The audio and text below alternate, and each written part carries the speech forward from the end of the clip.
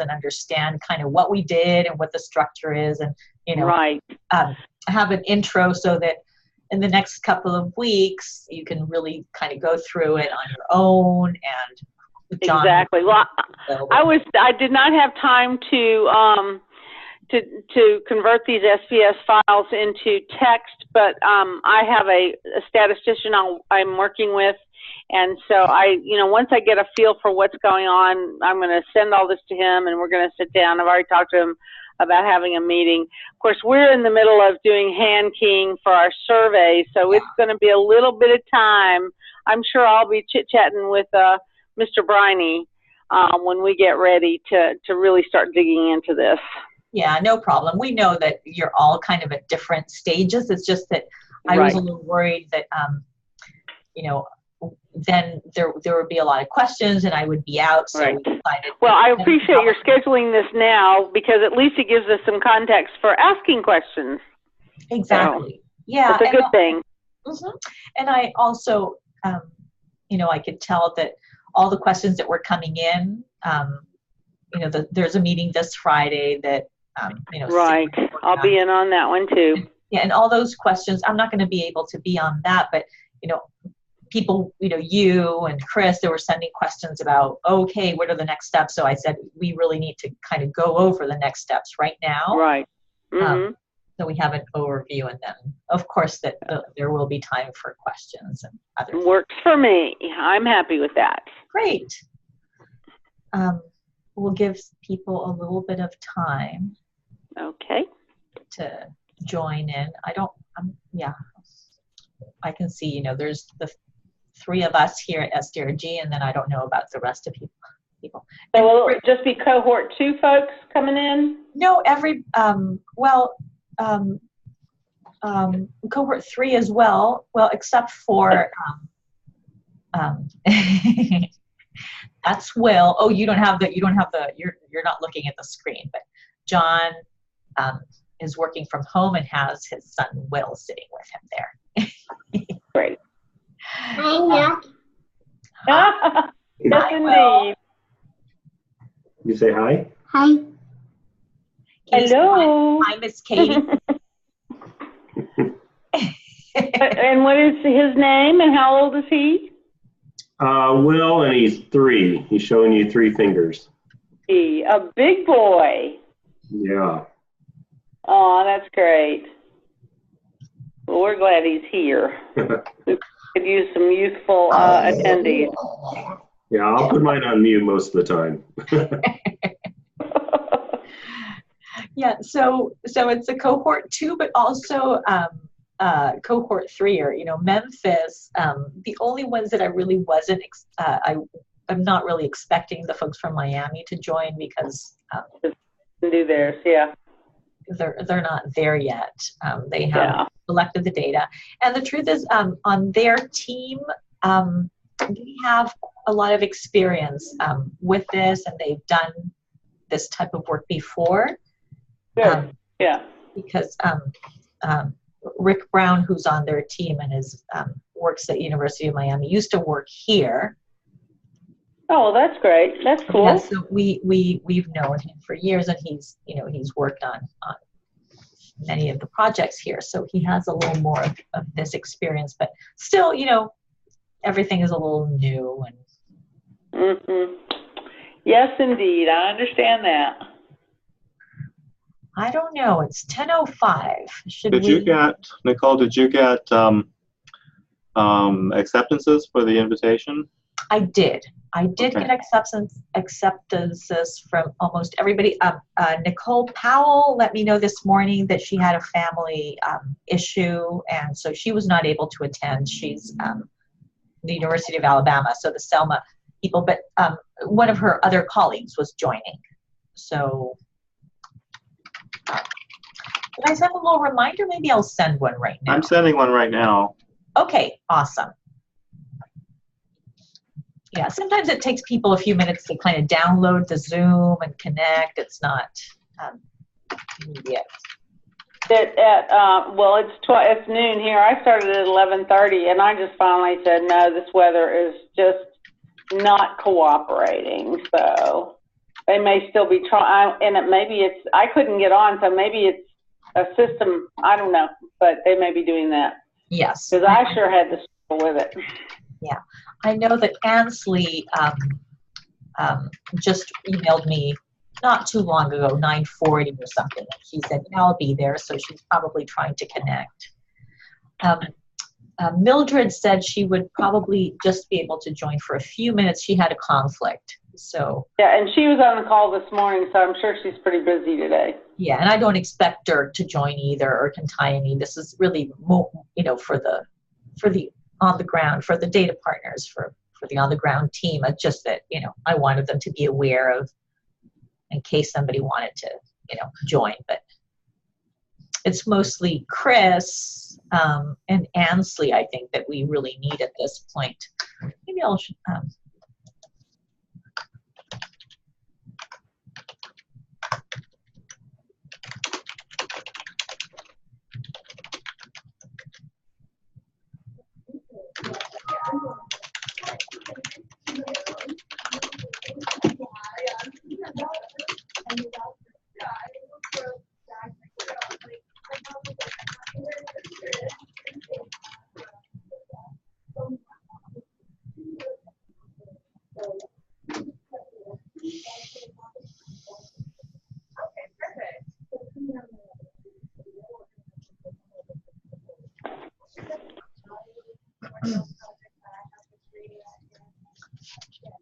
Yep. I'm sorry, Katie, that we have you waiting here. Are there other things that are going on with the, you know, the multitasking, so don't worry. I got plenty to do while we're waiting. Yeah, and you know, John has, you know, has had quite a bit of experience with data entry in the past. So if there, oh, I see that Ansley is joining.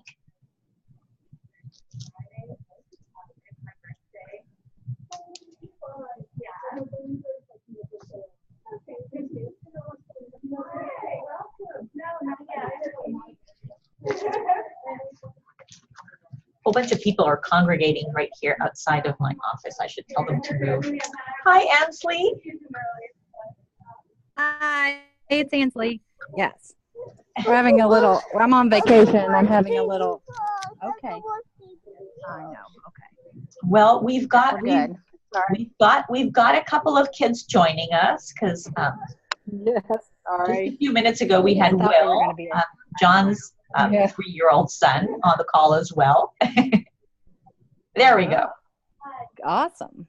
Sorry about that. We're running No a few minutes problem. behind. So I think that, was it hard, Ashley, to log in? Was it, it looks like you guys It was just delayed by a few minutes, but other than that, it wasn't hard. I had to find the email.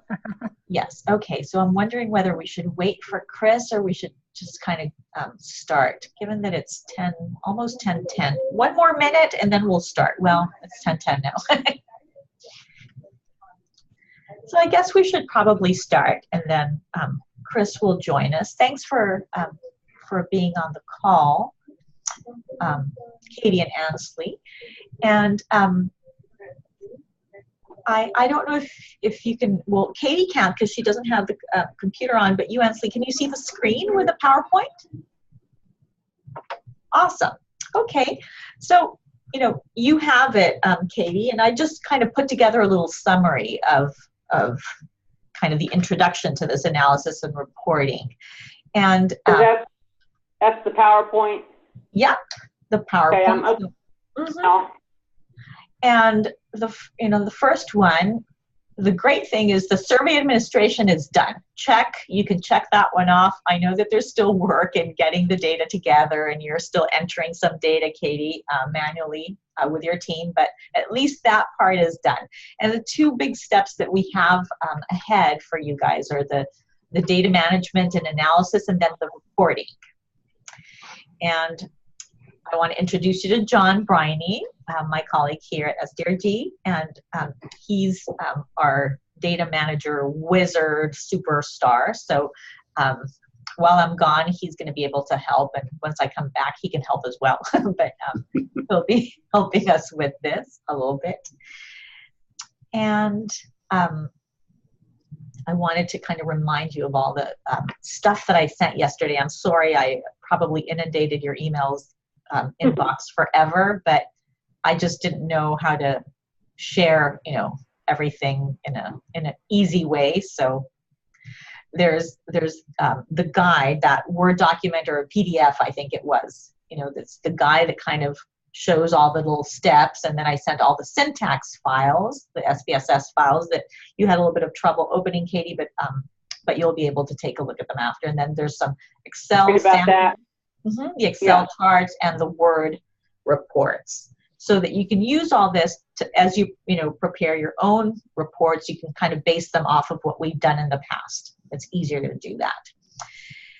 And I thought, really before even starting the analysis, I wanted you to kind of start with the end in mind. And this is just, the cover from one of the reports that we did in the last few years. And really what we want to get to is to that. We want to get to this finished product, which is a report that you can share with your communities, with the boards, with all the members, that they can read it and they can see the data, the results, but also with other community members. And on slide 4, I have just a sample of one of the risk profiles. So this is kind of what we want. This is an example, of course, but this is what we want as the end product of what we want the data to look like at the very end once it's analyzed and put into the charts. There are these, we call them the profiles, because we include all of the risk factors in one page, and then we have the same for all of the protective factors on one chart. And then we have several for the outcomes, because we've got a lot of things there, but we try to put them together, organize all the substance use and all the behavioral issues together, so that when the your board and your community members look at this, it can help them prioritize and see what's elevated in comparison with the other factors, so that they can choose those things that are the biggest issues or problems within their communities. Of course, they will bring information about their communities that is a little bit beyond what we can see in the charts. They'll have contextual information that'll help them make decisions as well, and those are extremely valid. We present the data in a way that facilitates this kind of picking one thing versus another, because we can't focus on everything at the same time. Right. Can I ask a question, Nicole? Yes. What does BH comparison mean? Yes. That is, it stands for Buck-Harrison. So Buck-Harrison. Right, gotcha. Yeah. So Steve Harrison has this survey research kind of company or group, and they are in charge of administering a lot of the state surveys, and lots of states and communities use the Communities That Care Youth survey or versions of that, and we share a lot of the same items and scales and a lot of the same common risk factors and outcome measures.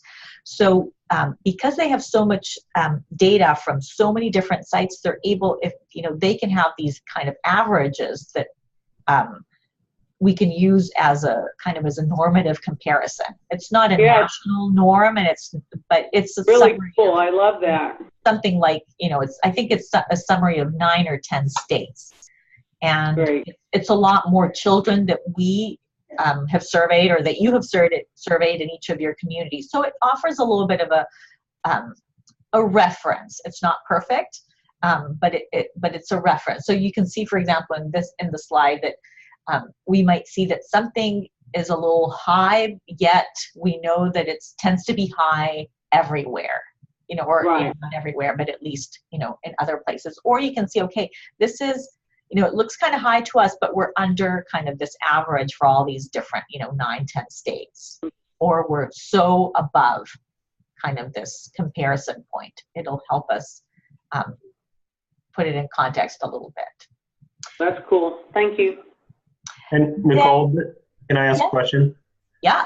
That sample is for cohort 2 will have one set of data, but the people from cohort 1 will have 2 waves of data? Yes. Correct? Okay. Mm-hmm. It's actually people from cohort 2 will have 2 waves of data. Now there's cohort 3 have just 1. Yeah, we should have 2. Because just in E2S language, cohort 1 really refers to Providence, and then 2 refers to Mobile, Selma, and then 3 are the new ones that started this year, which is really just Memphis for us right now, and it'll be Miami once they do their survey. So I'm moving on to slide 3. So this is a little bit arbitrary, but I kind of created these, we created these kind of 5 main steps for the analysis and reporting, just to get it organized. That it's not easy to draw a line between the different steps, but the first one has to do with data preparation and cleaning. Then we do some analysis, it's calculating scales, things like that. And then we do kind of aggregation of the data and export it into Excel. And then we create the charts, and then we create the reports. And the charts, I'll show you examples that we've created them in Excel, and then we just use Word for the reports. So John and I are super aware that there are fancier and more modern, methods of creating the charts and the reports. This is just the way that we've been doing it so far. We've also tried to move on to something that's a little more expedited, but we also wanted to offer you, all of the files that we have for, software and programs that everybody has. Everybody has Word, everybody has Excel. Well, not everybody has SPSS, but you do need a statistical, program to do some of the analysis. So, you can create those reports without anything sophisticated. Just with Excel and Word, it's doable. So we wanted to share that with you. And we'll go through each of these steps. And then, all of these steps are really detailed in that guide. Let's see if I have it up here. I can maybe share it. So this one that you all got. Let's see. But we'll just go through the PowerPoint first, I think, because it's a little more summarized. So the guide that we're sharing refers to a series of SPSS syntax files, and we kind of organize them in this. Try to organize them because there's so many. I think there's 17 different files in there, so I organized them into kind of the data cleaning. So those are the C files, the D files are the data analysis, the QC are the quality control, the R are kind of report data creation, how we aggregate the data so that we can present it in the reports, and then the SC files are the scale completion. So if you kind of get lost in, it's like, oh, what was this file? I try to number them in order of, how you're going to need them with numbers, and also with these kind of little letters that gives you kind of a at a glance view of what it is. And here so we are. We start with the C. Are the C files the ones we start with first? Yeah. Okay. Yeah, so I kind of put them in alphabetical order too, so that when you put them into, if you just order them by, by name, they'll fall, they'll automatically be ordered. So the C, D, Q, C, R, and S, they kind of go in order so that it's easier to see. And, you'll kind of have to run each one separately, and kind of they build on each other. I know it's a lot, but once you really understand what each one of them does, it'll kind of make sense. So we start with the data preparation and cleaning, and that is what will get you from kind of the raw data, the whatever it is that you have, and kind of the output of your whatever it is that you use, SurveyMonkey or whatever it is that you use to do the survey, all the way to kind of a data set that has the variable names and the the values and whatever it is that in there. And I shared with you also, I know that Katie wasn't able to see it, but Ansley probably was able to see it. I shared kind of a data set, this one over here. I don't know if you were able to see it. So if you go to The sample data structure? Yeah, I did send a sample data set, the one that's called E2SDataAnalysisProcess sample data structure. Gotcha. So there's no data there. Well, there's just one case in there. If you go to the data view, there's just one case. It says, 1, 2, 3, 4, and it's just like this, made up one case so that you see that there's something in there. But it has all the variables, and this is just a sample from one of the communities that we did, 2 years ago, so that you can kind of see the end product of, after all the variables are labeled and the values are labeled, and it all eventually in SPSS, the syntax files will bring you to something like this, and it'll take you beyond this because this doesn't have all the the variables that you'll create later, the scales, and after you've applied the cut points. But at least it gives you kind of a structure to start off. You kind of want to end with something that looks like this because that'll facilitate the analysis. Of course, I mean, you could work with your own, variable names or numbers or whatever if you wanted to, but I highly encourage you to kind of stick to these because then it will be easier to run, to use the syntax that we have if you use the common variable names. And then, the different steps here that we do, if you open up the guide here for data preparation and cleaning, you'll see that, all of the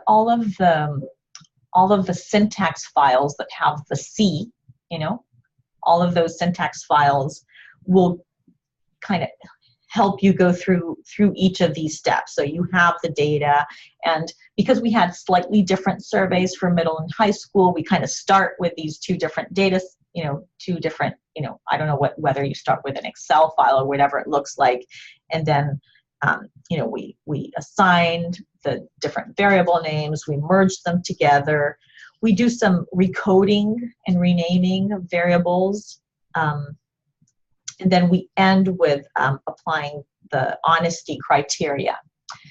And a couple of things here. Some of these recodes might sound a little, or might look a little bit weird.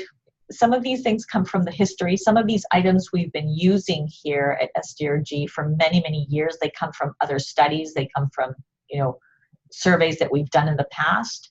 So we, in order to be able to compare them and to keep our syntax, we kind of recode them into that format so that it makes it easier for us.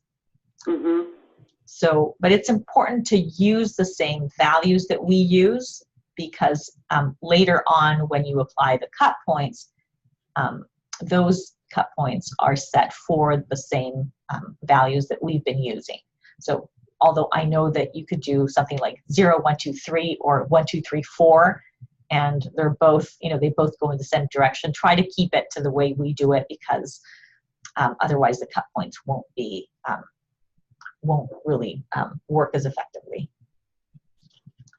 And then you'll see what the honesty criteria does. You can read through all of the syntax, but basically what we do is we try to screen out some of the surveys where the kids openly report that they weren't honest in reporting. So we ask them openly, you saw the survey, how honest were you in reporting? So if they say that they weren't honest at all, and we have some items on a fake drug. So if they, said that they used the fake drug and we see that there are a lot of inconsistencies, then we try to remove those surveys. Right, gotcha. Mm-hmm. Give me 1 second. I just got a reply from Chris Hill. So let me see what's going on.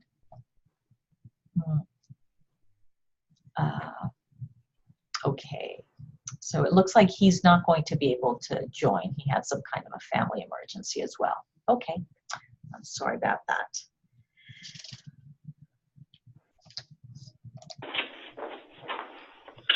Okay, so after we go through all of this kind of data preparation, I know that this is a little fast, but I think that, the questions will come as you look at the syntax. And I don't think that we need to look at all of the syntax together. Oops, did I just lose Ansley? I think I did. But Nicole, I do have a question. Yes. Our high school students did a paper survey, and our middle school students did a electronic survey, and we are having to hand keep. The school system doesn't have, they've gone straight to electronic, and so we didn't have any scanning capabilities. And do you recommend that we wait to start our data cleaning after we have entered all the high school, or can we start a middle school, or should we just have everything ready to go in our Excel files, both high school and middle school, before we start the analysis? I see John going like this. I think he's saying wait. I'm thinking, Actually, I'm saying you could go ahead and clean the middle school and start. You can always add in the high school and, do it later. Yeah, I kind of figured that was the answer. It's just that, doing 1,000 hand keys are going to take a while. So okay. That's what I figured. Thank you. Yeah, you can start with what you have. Mm-hmm. Okay. Whatever's, it kind of will depend on how you feel that it's, more effective and better use of your time. So I see that Tiny is joined. Hi, Tiny. Thank you, Tiny. Fancy meeting you here. Hi, everybody. Just listening in. Sorry I joined late. No problems, no problems. So, Katie, I know had some questions. Ansley, you just interrupt me if there are any questions. Okay, so I'm on slide 9, Katie. Yes, I'm there.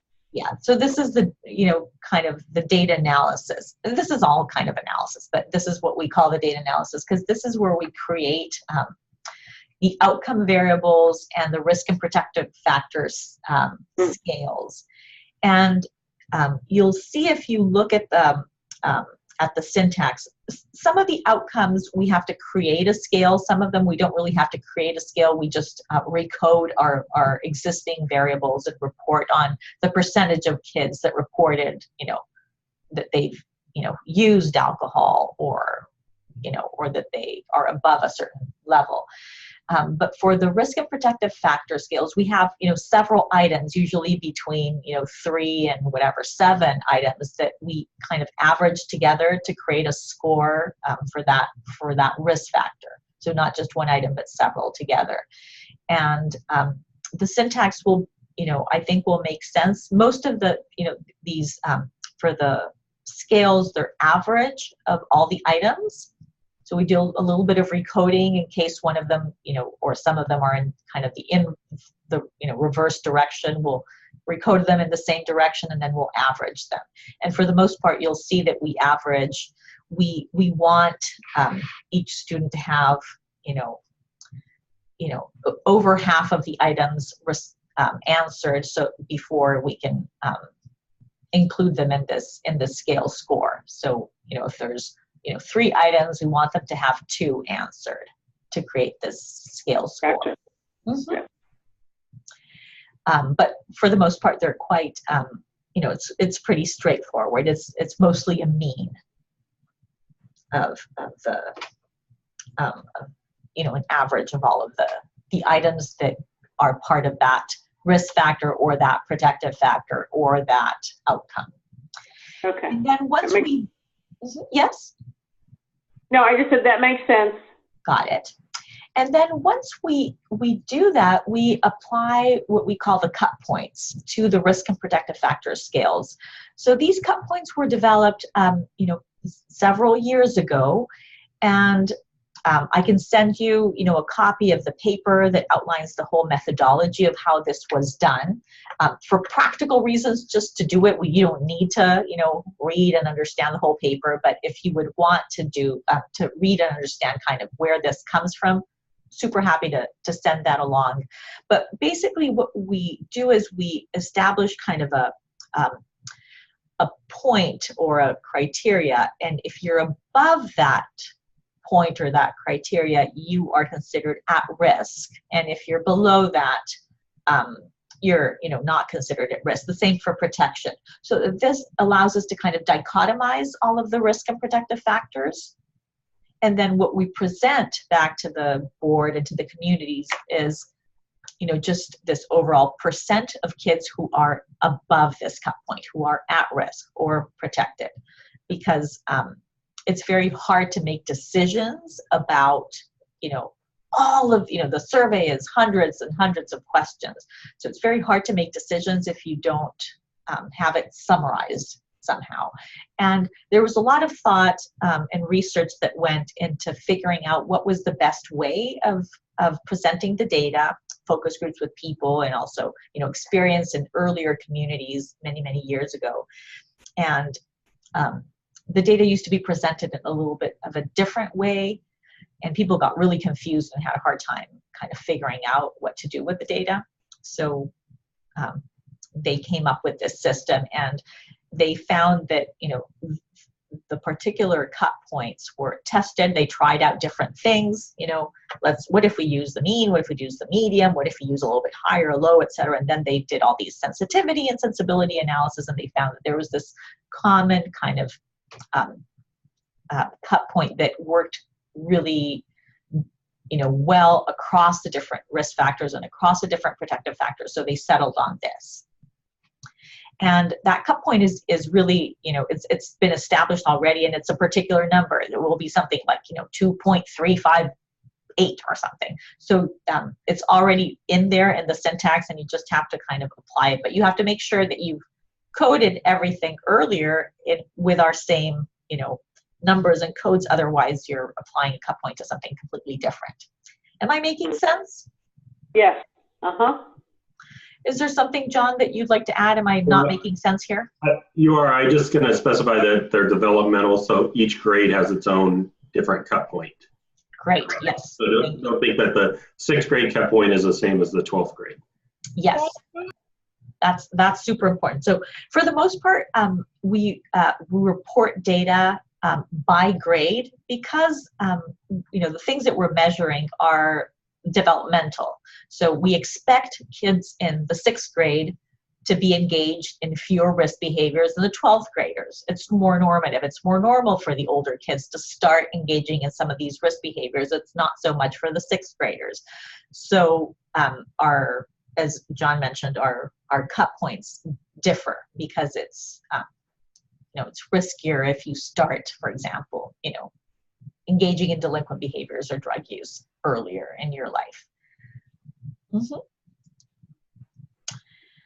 Let's see. The other thing that we have here at this level is to do a little bit of quality control and, checks on your data.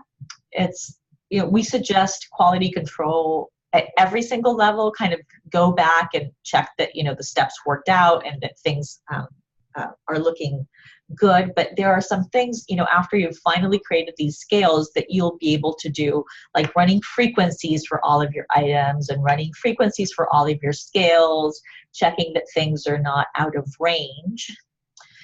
We also look at reliabilities of the scales.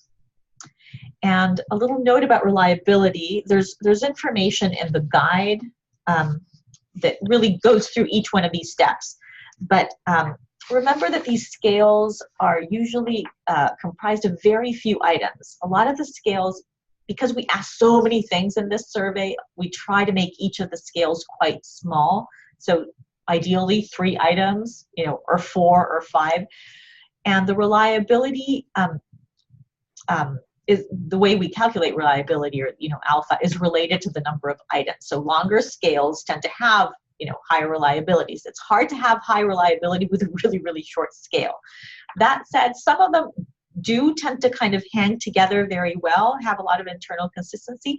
Some of them are not, it's a little harder to get high reliability because we ask about, different things that don't always hang together as well. So, don't be alarmed if some of these scales don't have, reliability above 0.8 or or 0.9. Some of them are kind of lower on the 0.7, but remember that has to do with just having such short scales with few items. And some of them, even though we treat them as scales and we average them, we are aware that some of them really might be more of an index where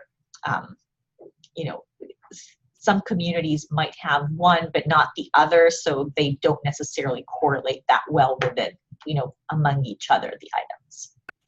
But if something looks, it's a great quality control check, because if something really looks completely off, if a number is very low, an alpha is very low, if something is negative or something really kind of out of whack there, it'll give you kind of a highlight or an indicator to go back and check your data again and make sure that things are coded in the right direction.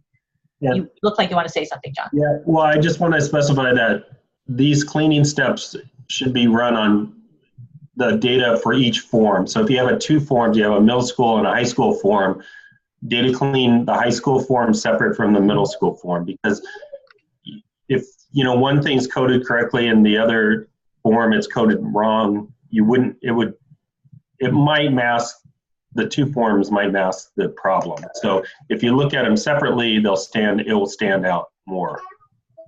I hope I'm making sense there. Yeah. Thanks.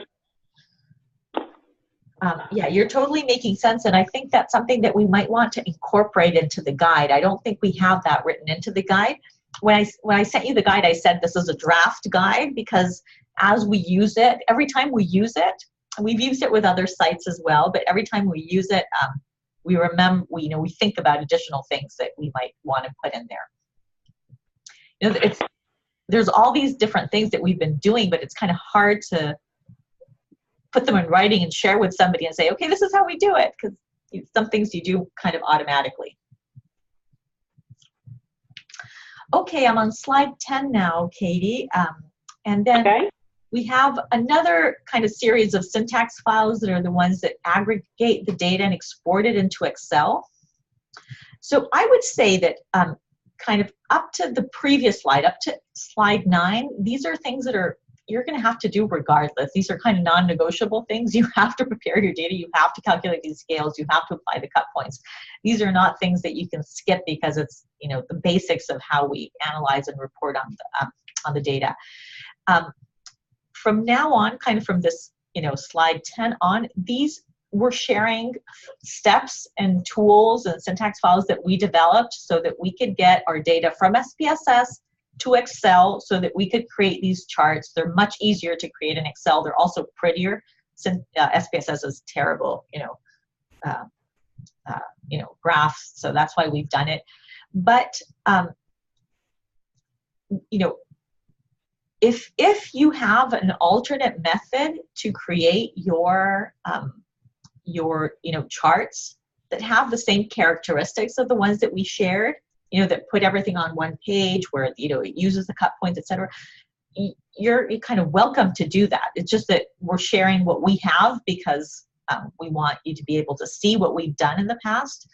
But if you want to use kind of a different method, you could. It's just that, this is what we have to share right now.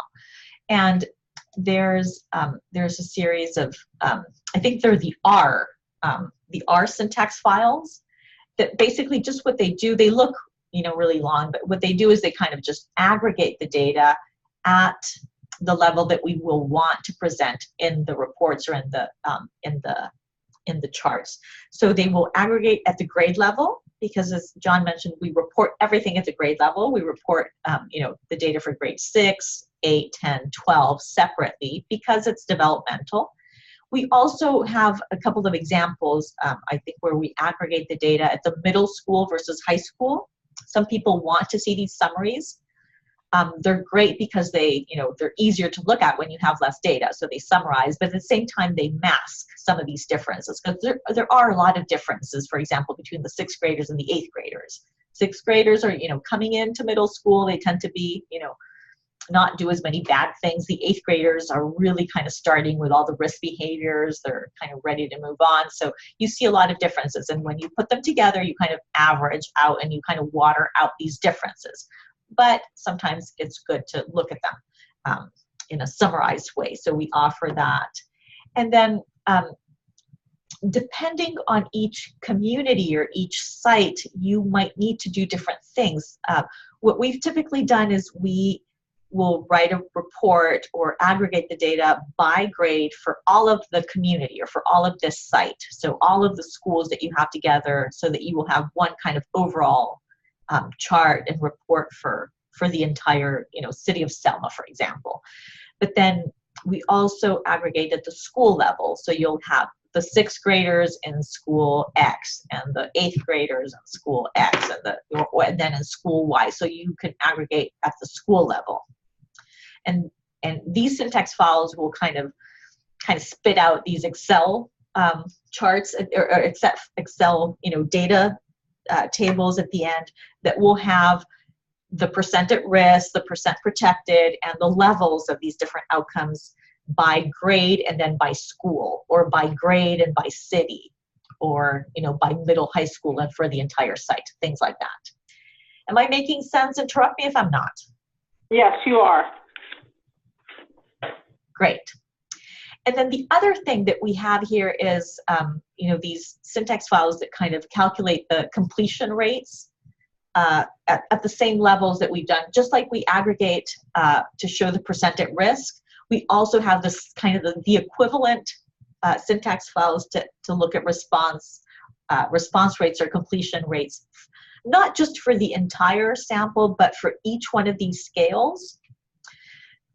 So I know that you've already calculated your own completion rate for your surveys. That varies then a little bit later on, because as you get rid of some cases, you'll see that some data, is just too dirty and usable, or it has missing information, or the dishonest cases you'll have to get rid of, and that's going to kind of decrease your, your samples slightly. Hopefully not, but sometimes there's always a few that aren't usable. And then you'll have kind of a new response rate after you clean and get rid of the extremely dishonest or inconsistent. But then there will be a different completion for each one of these scales, because there might be some items that lots of kids didn't answer. Sometimes it happens towards items that are at the very end of the survey, or something that might be too sensitive. So you might have some scales in particular that have a lower response rate. And we want to look at that so that we're not kind of over-promising on data where there's a lot of missing.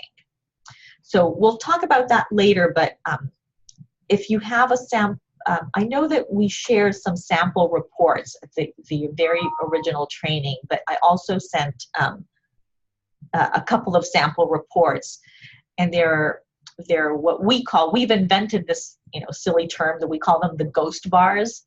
But right, yeah, I read about ghost bars in the guidance. Yeah, so I'm gonna go. So I'm on slide 10, but I'm gonna go back to slide 4, which is the slide where I just show a sample chart. Here, right. All of the bars are, in red, and you can see them all the same, but I don't have an example right here to show you, but sometimes one of these bars, for example, could be in a lighter color or kind of have kind of a dotted line around it. And if we have fewer than 50% of the students answering the items necessary for this scale, we will kind of want to highlight it in some way, in a different color or a lighter color or with a dotted line or something, so that we show that we're not as confident on this result as we are on the rest.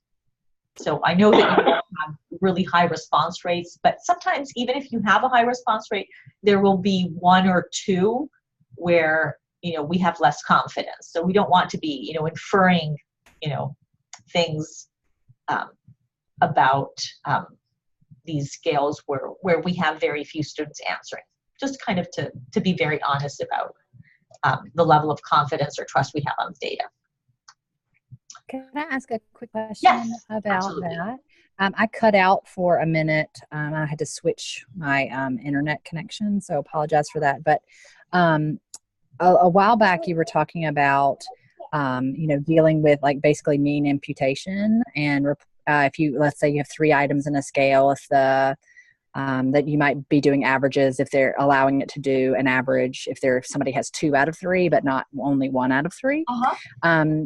So when we report that scale, we would be reporting for not 50% of the data are missing, but 50% as a kind of a guideline for a ghost, 50% of the respondents are missing. Does that make sense? No.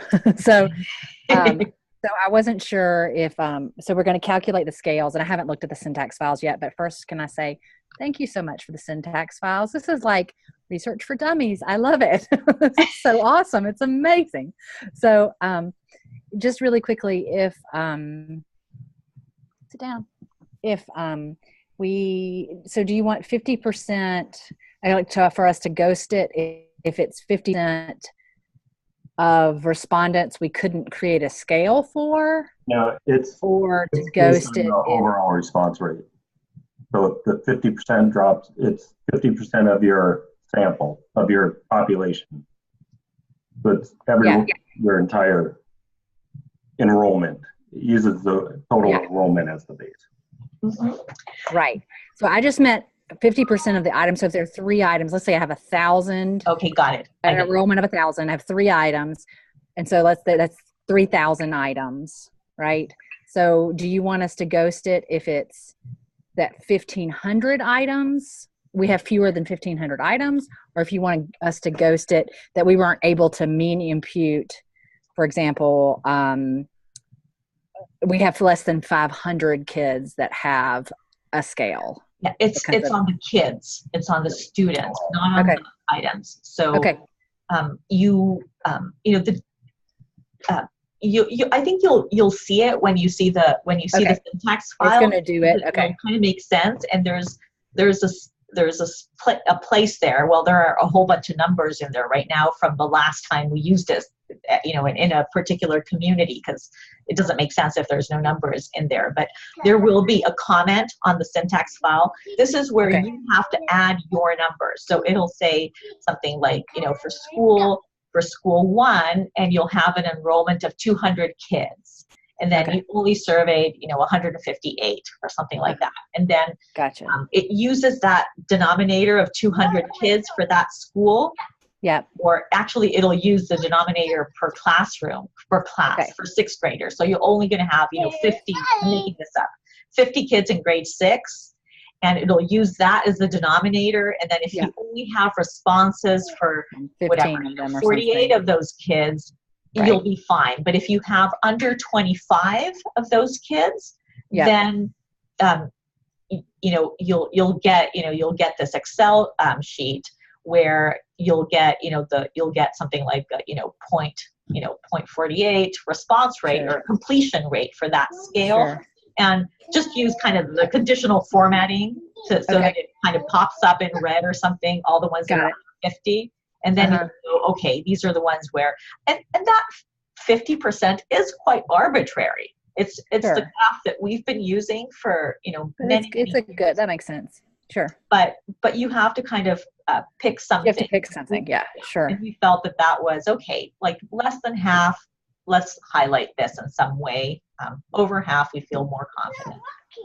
Yeah, that makes sense. And then one quick question, maybe addressing this a little bit later, but we have some schools, I know that they get reports by school, but we have some schools where they only have 25 kids in all of the 6th grade. Yes. And so I could imagine, so we saw some, and I have briefly reviewed the guide, but I have not fine-tooth combed it, so I apologize if this is addressed. No problem. I sent it super late, so don't worry about it. No. No, but I just didn't know about, I'm sure that the schools are going to want to see their report by their school, but they have a tiny, tiny, tiny sample. And so it might be very obvious if we show them any kind of even quartiles or something, box plots or anything, they may know who that kid is at the top and who the kid is at the bottom, for example.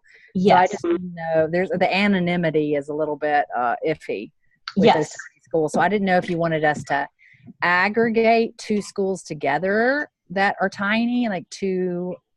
I just didn't know how we should deal with that. That's a perfect question, because we encounter that, all the time, and Sure. It will have to do a little bit with what your school district or your school in particular will allow you to do. We have, when we started doing this, we had kind of this rule of thumb where we said, okay, if it's more than 40, we feel good, we'll just create the chart, it's pretty good. But then we started running into issues where, okay, we only had 38, and some of, there was one community where we did this work where the school the school district had their own kind of IRB, and they really wanted to share the data with the community, so they kind of sent us a letter in writing where they said, we are okay, as long as we have, 20 or more, we're okay, showing this data. I would say, I agree with you. What we really want to respect the most is the confidentiality, the anonymity of the students and their well-being. If you start breaking down in ways, for example, if you have it broken down by gender and race and grade, then it's completely, you start being able to identify children, and that creates a problem, and I would completely stay away from that. That's something that we don't do.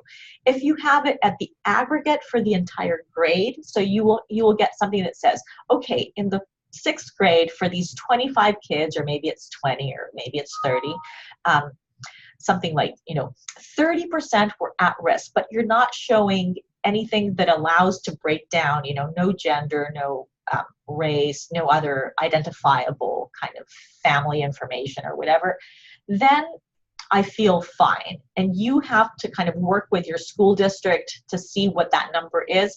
I would say, 20 is around kind of the bottom where I tend to start feeling a little more uncomfortable.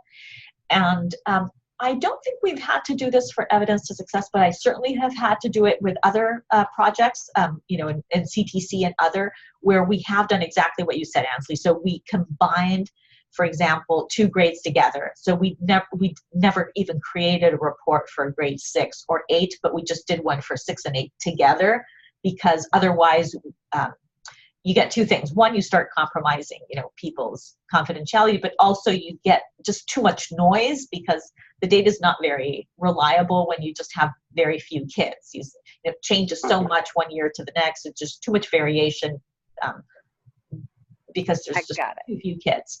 So we've done that. And when you make those decisions, kind of consider what's the best option. So, I think I give a couple of examples in the guide itself. So for example, if you've got, grade 6 and 8 in the same school, like in the same building, then that is probably a good idea to group them together. If you've got grade 6 and 8 in separate buildings, like they go to different schools, maybe that's not a very good idea to do that, because and those things will vary from one site to the other. So kind of use your judgment and your knowledge about the particular community, school, etc., to make that decision about how to aggregate. Okay, that's really helpful. Thank you. Yeah, and if you're going to combine, 2 schools, you could look for schools that have similar profiles. Right. But also, or if like the service area, if you're going to provide a program, to 2 schools, then that makes sense to combine them. You do run the cut points by grade separately before you aggregate, so you aren't messing with the. That's a good point. So that's important.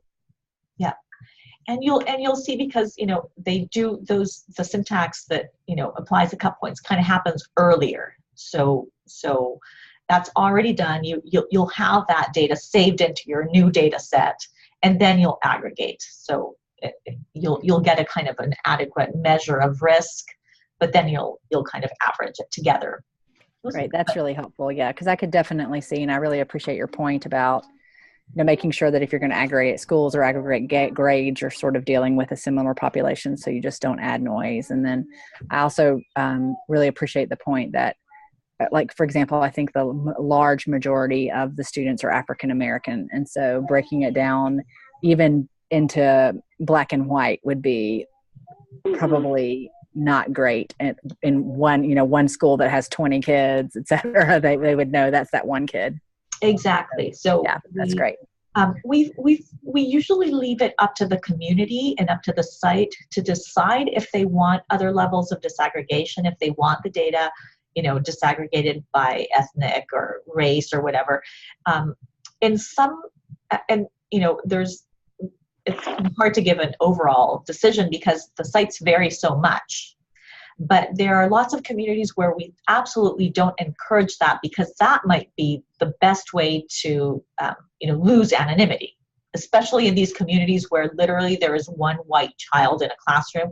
You don't want to out that child, of course, and then you're giving information that's confidential about one particular kid. So it's really important to take that into consideration before you start doing. You kind of have to start looking at your cell sizes and how small those get. So, when the little cell sizes start getting under 20, I get super nervous. You have to have at least whatever, if you're breaking it down by gender, boys and girls, 20 and 20, or, you want to have at least, 20 white, black, whatever kids so that you're not, compromising their anonymity here. Great, that's really helpful. Those are the things that you'll run into, but yeah.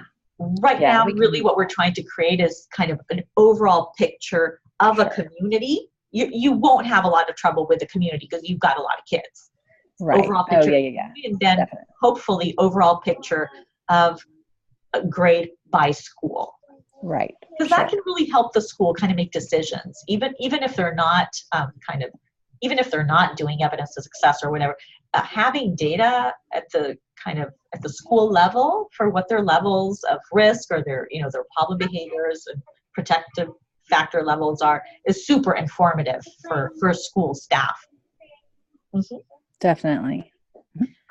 Thank you. Oh, okay, so I was in slide 10 here. I'm going to move over to slide 11, and that is about creating the Excel charts. So you're going to have, these Excel kind of, spreadsheets that have a whole bunch of data on the levels of risk. And then we also provided, and you'll need some time to go over all this stuff, but examples of charts, actual charts that have some data in there. Like there's data in there, you're going to have to delete that data and put in your data, but there's something in there so that you can see, what the charts look like, and use those kind of as templates. So you will have to kind of, copy the data from one file and paste it into this other one, and then that will kind of populate your charts. And there are, quite detailed instructions in the guide that help you kind of go through that. But if you open up the, I think I have one. Let me see if I can open it up here. So I have an example here. And there's lots of different tabs in here. We've got, different tabs for different grades, but each one of them has something that's called like the risk score or the protective score tab or the outcome scores tab. And that's where we have all this data kind of put in there.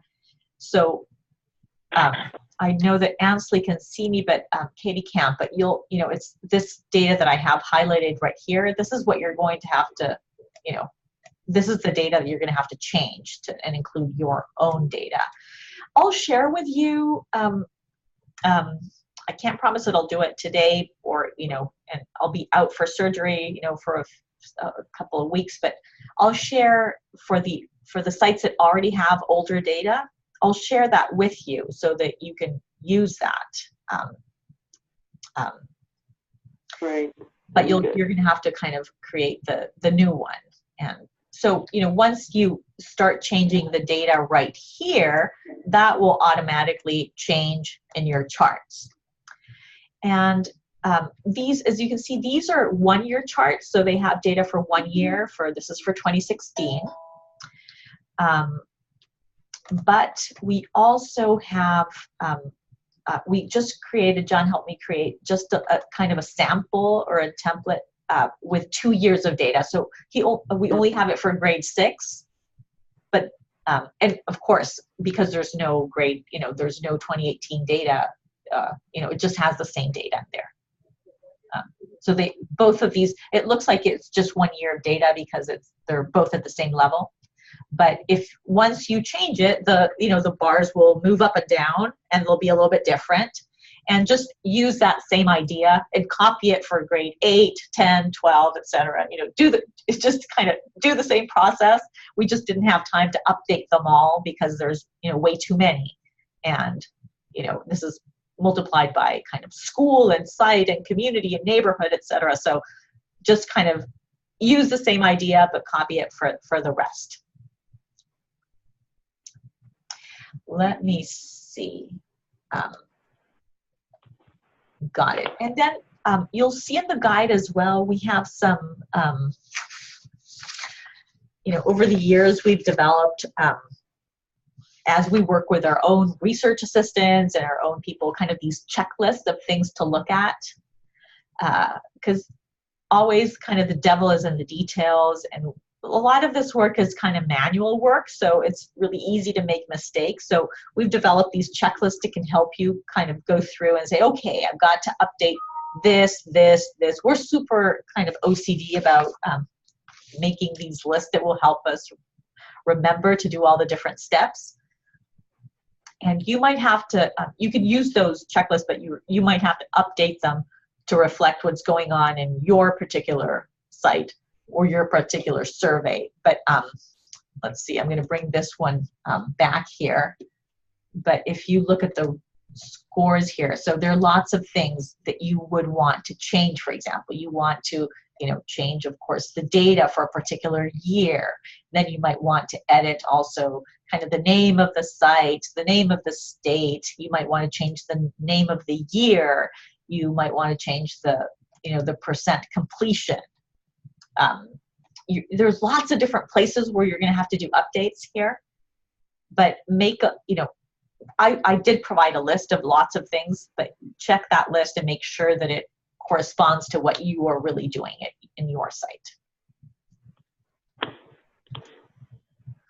Okay, then the final thing that I provided is, how are we doing on time? We're pretty good, but I provided kind of 2 sample reports.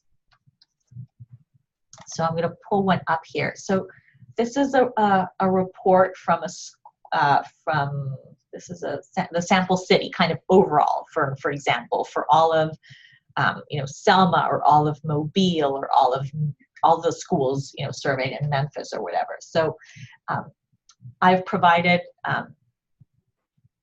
the text and everything from our report, and you will have to obviously kind of edit this because it might be a completely different city, or it might be different schools that were surveyed, and the sample is going to be different. The lots of things will be different, but it's a good kind of starting point or example that you can use and see what we've shared with these boards and communities in the past. So use them as needed. And for example, we have a section here on kind of how to read the charts. Right. And that kind of teaches the reader, what everything means and what, okay, this is what this means. And you kind of teach them that before they go into read. You might have to do a little bit of editing. I provided that in the guide. For example, these examples are with just 1 year of data. And for the cohorts that have 2 years of data, you'll want to provide an example that has 2 years of data, so that they know that, the green line is 2016 and the blue line is 2018 or whatever it is that you're doing. And then, minimally edit the text so that you can kind of reflect that if it is. It's hard to provide an example for everybody because some people are in, their first assessment. Some people are on their second. Some people will be at their third. So we wanted to provide an example that was usable for everybody, and then you'll kind of have to edit it as you go. Nicole, I have a question. Yes. We are one of those, we're cohort 2, and we do have 2 years of data, and this is probably a silly question, but I just came on board this year. Where did you all send Mobile 2 years ago a disk with this data on it? Because we did not analyze the data 2 years ago. I believe you all did. And so where do we get our 2016 data for comparison? Yes. There are no silly questions. That's a great question. And okay. I have that, and I can share it with you. Great. So when we're ready, I'll let you know. Yes, and that's what I said, that I can't promise that I'll send it to you today. Please don't. Please don't send it to me. Exactly. And you know that I'll be out for a couple of weeks, so I can't promise that I'll send it to you within the next 2 weeks. But I think it's You're going to try and get all these surveys hand-coded. There's so much to do for you guys. We have a month really that I'm not super worried that you're desperate to look at it. No fear. It will probably be next month. Yeah. When we get. Yeah. So I will make sure that whatever I have that's useful for you, I can send over. Just wait till you get back and you're feeling better. Okay. Thank you. Yes. Okay. What else do we have here? Okay, so I have those sample reports. I know that I said this in the email and I said it in the guide, but I'll repeat it once more. Some of those reports, we did them in Word. There are fancier, programs that can do prettier reports, but we wanted to do them in something that everybody has. Everybody has Word. It's easy to use, but it's not fabulous when it comes to the graphics and stuff. It tends to go a little crazy.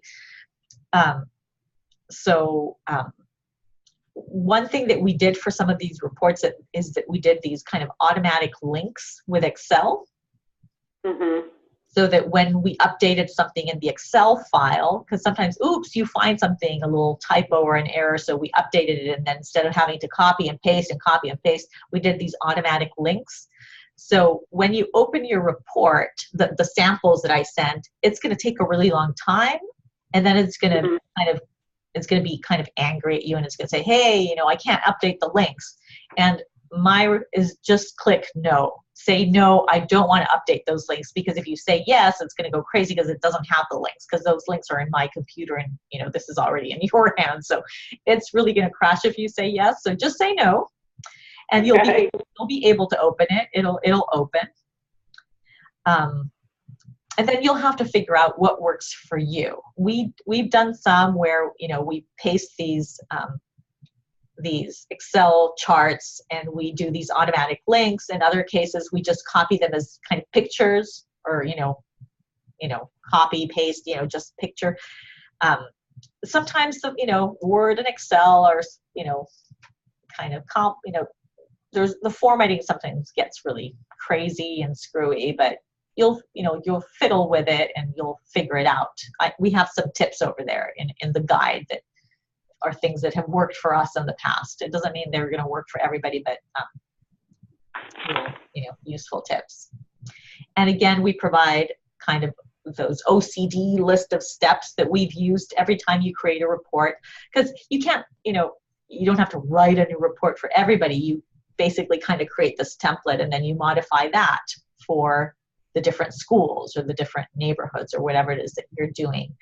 But there are lots of places, even though we've tried to kind of do it, not do them very custom, so not include a lot of things that need to be changed. There are still a lot of things that need to be changed. So of course the charts will be different, but the names of the schools will be different. The description of the sample, the N, there's lots of different places. So you can use our checklist and then make sure that you update it, and so that you include anything that is relevant to your community that you need to change, so that you don't end up giving school A a report that has school B's name and the sample size for school C, and I know that you're all super professional, but I can't, because we've done this, I can't stress how easy it is to fall into those little mistakes when you have 20 different reports to create.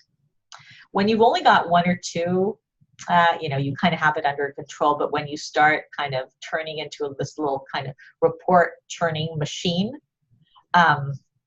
the devil is always in those tiny little details. And so that's why we create all these, checklists and things. Questions so far? No.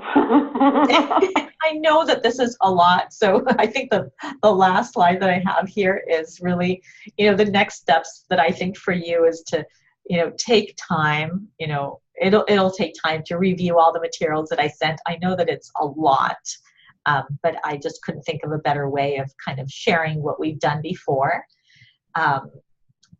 Reach out to us to schedule, additional TA when you have questions. Just, write to us or call us, contact us with questions, and then just start, working on the data when you have it available and when it's in a way that when you feel ready. Get started. Now, is Mr. Briney who will get in touch with while you're on your medical leave? Yes. Okay. Cool. John is going to be available, and I will probably start, it's just that, I won't be able to use my right hand for a long time, but I'll be able to talk. So, if it's just a phone call or a Skype call or something like that, I'll be more available. It's just that it'll be hard to write emails, and I guess I'll have to learn to dictate to my phone. Yeah. Well, I hope you have a quick recovery. Thank you. Is there something, John, or Britton looks like he has a question or a comment? I just would like to say we're always interested in feedback about our materials. Yes. To make them better for future users. So please let us know if there's improvements that you think that we could benefit from. Oh, don't worry about that. I'll probably have a ton of questions. I have never done survey analysis at this level where I have 2,000 to analyze. So it's going to be quite a challenge, but I'm kind of looking forward to learning a lot more. I usually work with a statistician, but this time I'll be working very closely with that person because I really want to learn more. So it's a little intimidating. 500 surveys, 1,000 surveys, I'm used to that, but not 2,000, not 2,200, So it's going to be very interesting for me. Okay, well, but we're here to help, and I'm sure that some of these things will make more sense maybe to the statistician that you work with. This really I just want to kind of go back that on the statistics side, this is really extremely simple. We're not doing anything here. They're basic frequencies, and we're reporting on aggregate levels on a scale that is just an average. We're not even doing any data imputation of any kind. If it's missing, it's missing. It's very straightforward and very simple. What it just looks like super complicated because there are just a lot of little steps to follow. Well, I'm anticipating when we get together for our meeting that he will say, "Oh my God, this is a piece of cake. Just sit right here and watch me do this." That's kind of what I'm anticipating. So it's just a lot. I know it's not difficult. I haven't looked at the thing that was on SPS, but I understood everything you told me. So I'm thinking we're going to be just fine. Good. So you know what? Maybe if we should, I'm going back to slide 7 here, the one that has all the SPSS syntax files. And everybody has a slightly different way of organizing their files and writing their syntax and whatever it is. But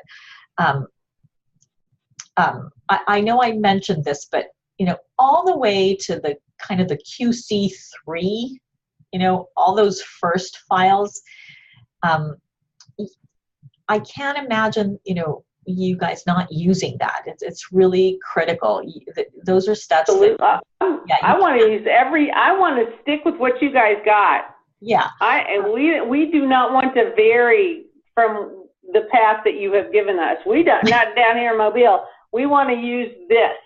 Okay. And I see no reason to try and tailor anything unless my guy says, well, I do it this way. Yes. Well, you will have, yes, you're absolutely right. You will have to tailor though, because the syntax files have lots of things that are kind of specific to a particular site and to a particular kind of person or even computer or whatever. So, for example, when you call in a file or when you save out a file or when you'll see kind of a path to a particular kind of place in my computer or on our servers. And that's not going to work for you because you don't have my computer or my server or my folders or anything.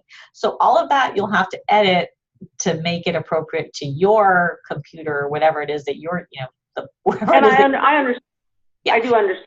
And then there's lots of places where, for example, Mobile might not have asked some questions. So we did not. So that is true. So you might have to kind of comment those things out, with little asterisks on the syntax file so it doesn't run that.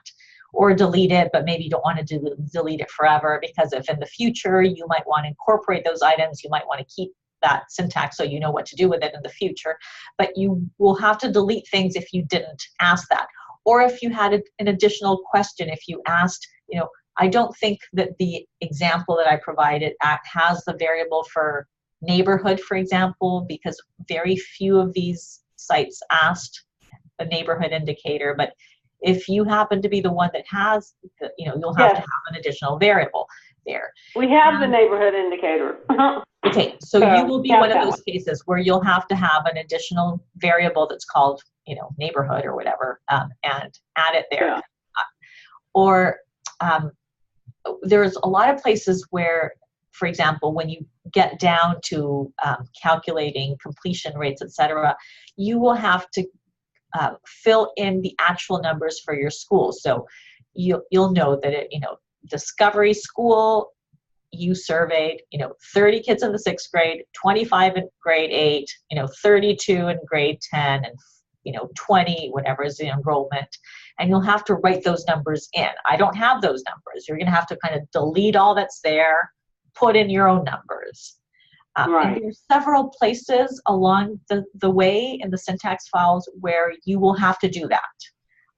John and I have tried to highlight those places, either with a comment on the actual syntax or a comment on the guide that says, here you've got to put in your own numbers or remember to change. But there is a level of customization. It's quite minor, as Ansley said, considering that you would have had to start from scratch. This is really like the bulk of the work, but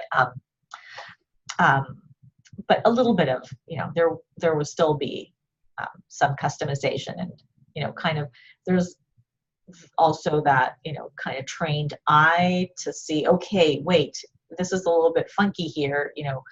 We have it as 0, 1, 2, 3. Why do you guys have it as 1, 2, 3, 4? And kind of pay attention to those little details, because those will really impact and can really alter your kind of findings. I understand. Gotcha. Great. I feel pretty satisfied. What about you guys? How do you feel? I'm feeling good. This was super helpful. I really appreciate it. I think we've got our great. data. It was 84 and 87% for the last week of school. Great. Amazing. That's great. Ours was abysmal for seniors. We just struggled on that one. Yeah, the seniors are really rough. Seniors are always very rough. Yes, and some of these some of the seniors and some of the non-seniors were rough last time as well. So Yeah. Yeah. We found out the seniors left like halfway through Yes. the That week was our we problem. started. They left like several weeks early, but we didn't know that at all. But hey, we got seniors. Some. Yes. You did better than we did. We're not happy with our high school return rate, but Yeah, it is what it is. Yeah, I don't think we have a great one, but we do have it anyway. So, yeah, but yeah, this is great. This is super helpful. Yeah, we and know as a side note, I've never separated syntax by cleaning versus, and I really like this. I'm like, I really like this. This is great. I've always had a syntax files by measure, I guess, and then just had them, commented. And so this is cool. I'm excited to try it. Great. Well, I hope it does help, and feel free to contact us. Yeah. Hopefully it'll be just fine. I'm excited about it. Thanks for the help. Good luck with your surgery. Thank you. Yeah. Nicole. Well, and I might, I'm going to touch base with Christopher Hill from Memphis, who wasn't able to join.